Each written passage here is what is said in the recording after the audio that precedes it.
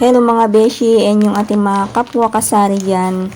So ngayon ay magbibigay lang ako ng tips and ideas kung paano ko ginagawa yung ating mga panindang putlong bago ilagay sa rep. So ito yung aking gamit na plastic, yung coolers. Mas mura dun sa plastic ng yelo. So bawat isang piraso nitong plastic ay naglalagay ako ng 2 putlong. Ayan, so ganito yung aking ginagawa guys. Ang bentahan ko pala sa isang putlong ay 14 pesos.